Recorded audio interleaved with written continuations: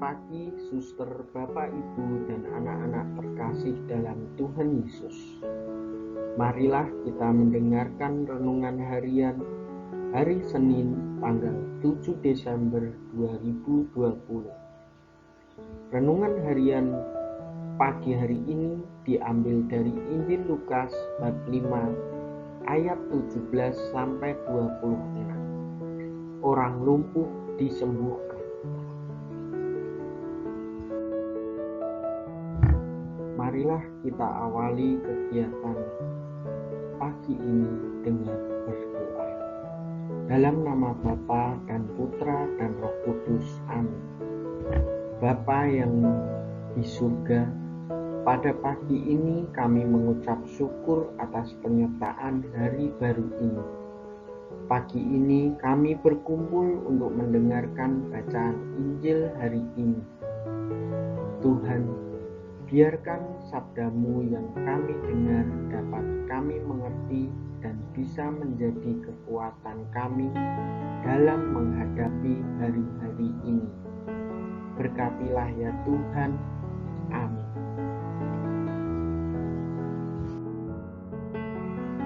Bacaan pada pagi hari ini diambil dari Injil Lukas bab 5 ayat 17 sampai dengan 26.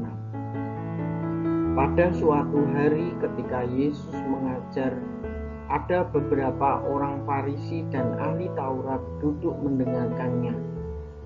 Mereka datang dari semua desa di Galilea dan Yudea dan dari Yerusalem. Kuasa Tuhan menyertai dia, sehingga ia dapat menyembuhkan orang sakit. Lalu datanglah beberapa orang mengusung seorang lumpuh di atas tempat tidur. Mereka berusaha membawa dia masuk dan meletakkannya di hadapan Yesus.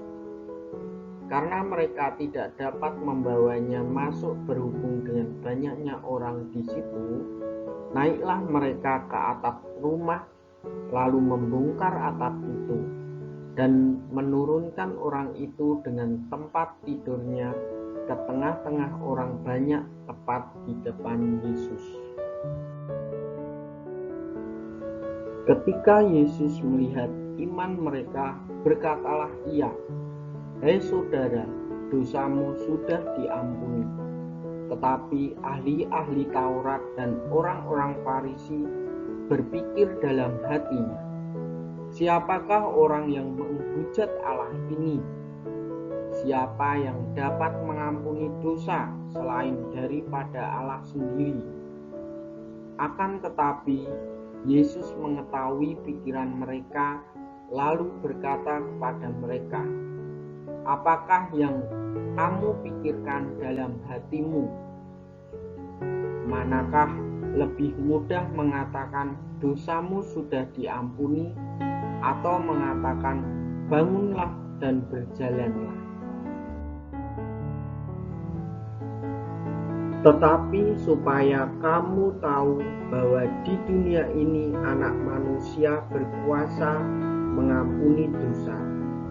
Berkatalah ia kepada orang lumpuh itu, "Kepadamu kukatakan, bangunlah, angkatlah tempat tidurmu dan pulanglah ke rumahmu." Dan seketika itu juga bangunlah ia di depan mereka, lalu mengangkat tempat tidur dan pulang ke rumah sambil memuliakan Allah. Semua orang itu takjub, lalu memuliakan Allah, dan mereka sangat takut katanya, "Hari ini kami telah menyaksikan hal-hal yang sangat mengherankan." Demikianlah sabda Allah.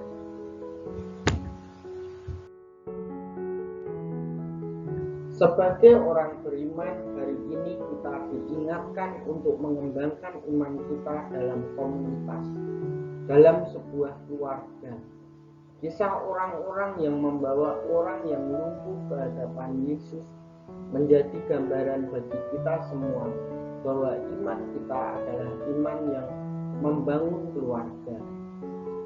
Komunitas menjadikan orang yang lumpuh itu mampu berjumpa dengan Yesus dan mendapat kesembuhan darinya. Kesembuhan bukan dari orang yang ada di sekitar orang lumpuh itu, namun kesembuhan itu tetap berasal dari Yesus. Yesuslah yang menjadi pusat dalam iman yang komuniter itu. Tanpa Yesus tidak terbentuk iman Kristiani yang komuniter. Sebuah lingkungan komunitas iman tanpa disertai Yesus di dalamnya hanyalah sebuah lembaga sosial yang tidak mempunyai spiritualitas. Si lumpuh menjadi gambaran bagi orang gereja yang memerlukan bantuan dan pertolongan. Ia yang memang sungguh tidak bisa berbuat apa-apa karena kelumpuhannya perlu mendapat perhatian yang lebih.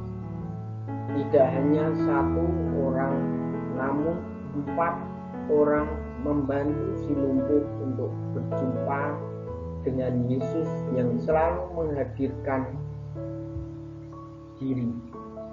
Pada pengusung menjadi gambaran bagi orang gereja yang selalu siap untuk memberikan perhatian bagi mereka yang mengalami kelumpuhan. Tanpa sepatah kata pun mereka membawa si lumpuh kepada Yesus. Demikian juga dengan kita, anggota gereja, tanpa menghakimi dan menilai kita, seharusnya memberi bantuan dan pertolongan bagi mereka yang melakukannya. Kita bersama sebagai anggota gereja yang satu, mau tidak mau ikut terlibat dalam bertanggung jawab akan kesembuhan mereka yang lumpuh iman. Kita perlu juga dipertanggungjawabkan secara komunitas. Kita dibangun mulai dari komunitas yang paling kecil, yaitu keluarga. Dari keluarga kita hidup dalam satu lingkungan umat beriman. Di situ kita terlibat dalam anggota gereja. Memberi perhatian kepada anggota satu lingkungan adalah langkah konkret yang paling mungkin dilakukan. Mengenal semua anggota lingkungan menjadi bagian mutlak yang perlu. Bahaya yang besar adalah apabila kita tidak mampu bersosialisasi dengan semua anggota lingkungan. Bagaimana mungkin mampu berkontak dengan warga paroki jika tidak kenal? Bagaimana hendak peduli dan saling memperhatikan?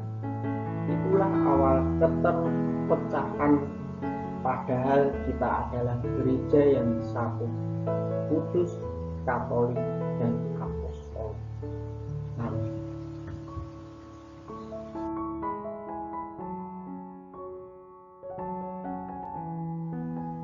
Marilah kita akhiri kegiatan renungan hari ini dengan berdoa.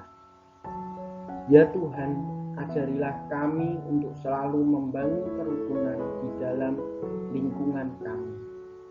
Semoga kami berani untuk mengenal sesama anggota lingkungan dan berani untuk saling peduli.